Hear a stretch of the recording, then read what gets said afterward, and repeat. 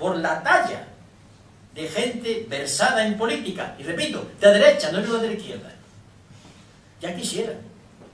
¿Dónde está en los gabinetes políticos la gente que se dedica a leer o a debatir de la economía? Todo es una pura campaña electoral. Terminan unas elecciones y al día siguiente a preparar las otras elecciones. ¿Dónde está el debate profundo sobre Europa? Sobre lo que nos va a pasar. Solamente hay una consigna. Esto va a mejorar. Se viene diciendo desde el año 2009. Estamos al final del túnel. Los brotes verdes.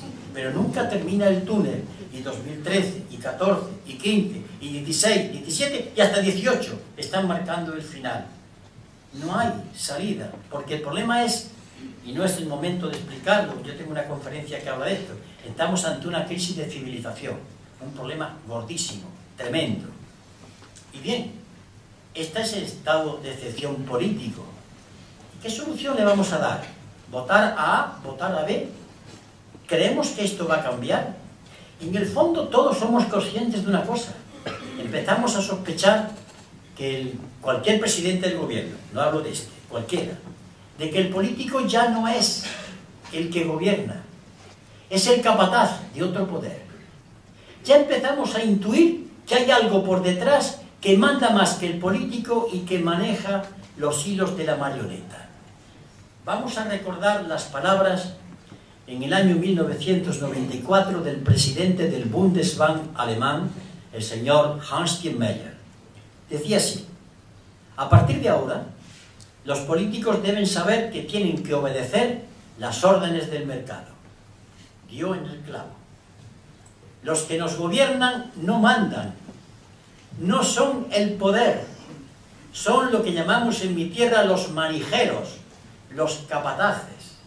Los que cuidan de los obreros y los controlan, pero no son el poder. El poder en mi país se llama Emilio Botín, presidente del Banco de Santander. Se llama Francisco González, presidente del Banco de Bilbao, Vizcaya. Se llaman las corporaciones transnacionales. Se llaman las 35 empresas del IBEX, que son las que más impuestos dejan de pagar. Ese es el poder. Los demás son los capataces. Capataces que no quieren rebelarse contra el poder, sino que gobiernan en su nombre. Capataces que reciben las instrucciones de Alemania, de Francia o de la que le dan los poderes económicos de su país. ¿Quieren ustedes ejemplos? Unos cuantos. Podría estar toda la tarde, llegar a la tarde hablando de esto. Hace de esto unos años, el señor Botín se descubre por parte de un fiscal que ha engañado a la hacienda pública. Que la ha engañado a base de poner nombres falsos de muertos, de inmigrantes que se han ido a su país en una lista para justificar no pagar impuestos. Y cuando el fiscal quiere procesar al señor Botín y habla de 140 años de cárcel, doña María Teresa Fernández de la Vega, vicepresidenta primera del gobierno, pone la mano, cuidado, no tocar al señor Botín. Esto es un hecho que lo pueden ustedes encontrar en varios libros, escritos por Víctor Navarro y por Juan Torres, economistas, y no están en la cárcel por haber escrito esto. Pero es que en la última etapa del gobierno Zapatero, un señor condenado, nada menos que el presidente, el consejero delegado del Banco de Santander, condenado, hay un indulto, con lo cual sale de la cárcel. No llegó a entrar.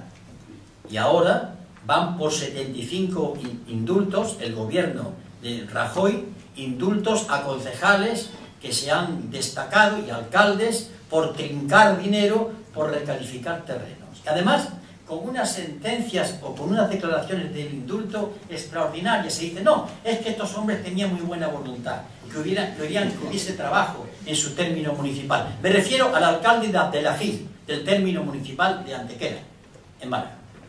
Bien, esto implica un estado de excepción en lo moral, en lo ético. Ustedes han visto la cantidad, la tremenda cantidad de robos que se producen en nuestro país. No estoy hablando del delincuente ni el descuidero. Estoy hablando del robo que se perpetra desde la chistera, desde el bombín. Ustedes han repasado la geografía de España, desde presidentes de comunidades autónomas condenados y que todavía no han pisado la trena. Todavía no han entrado. Deben estar preparándose seguramente para poder entrar. Pero no sé si van a entrar. Ustedes han reparado las personalidades de este país de alto rango y las connotaciones con las más altas magistraturas del Estado. Parece que se intenta olvidar. Ustedes han reparado cuántos presidentes de diputación les toca la lotería todos los días. Debe ser algo milagroso. Ustedes han reparado lo que pasa con alcaldes, con concejales, con empresarios y con banqueros. Porque una de las cosas que a mí me encienden, yo soy político y he escrito en un artículo de ese libro, se llama La Coartada, que cuando un político delinque tiene que tener agravante.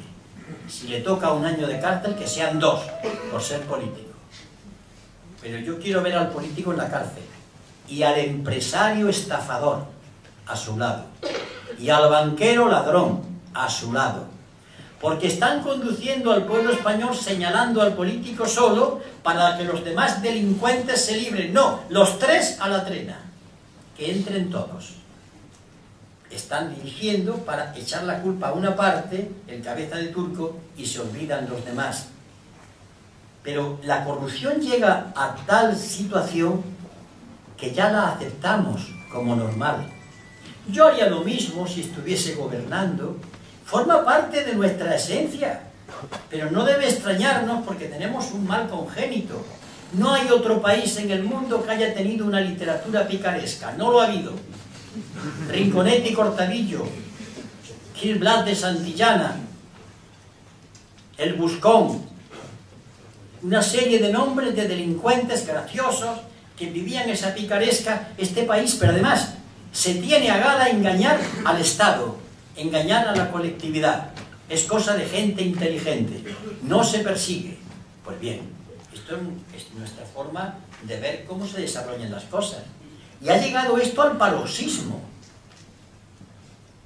Pero al paroxismo que todavía se intensifica cuando observamos con estupor que aquellos delincuentes políticos vuelven a presentarse a unas elecciones y el pueblo estafado y robado los vuelve a votar.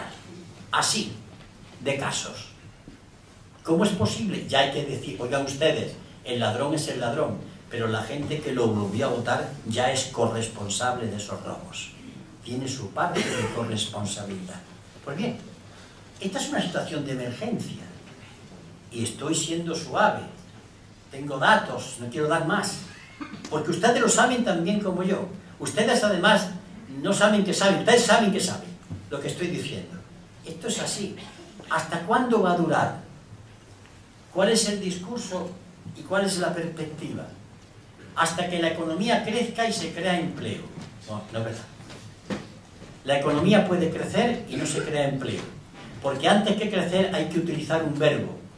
El verbo repartir, que está antes que el verbo crecer. Porque en la historia de España en los últimos años se ha crecido económicamente y no se ha creado empleo. Pero ya no lo creen, pero tienen que repetirlo. Justifican cada medida de recorte en aras de conseguir, como un purgante nos daban a los niños que tienen mi edad hoy, nos purgaban y nos traían tragar un aceite de ricino, o yo qué sé, o el paliano, o sal de higuera, que hacían, bueno, nos dejaban las tripas limpias. Es por tu bien, hijo mío. Pues nos están dando perfectamente un purgante, preparándonos quizá para la accesis previa a unos cursillos de cristiandad o de unos ejercicios espirituales. Muy por cierto en nuestro esquema español y fundamentalmente castellano. Esa ascesis espiritual y esa mortificación del cuerpo.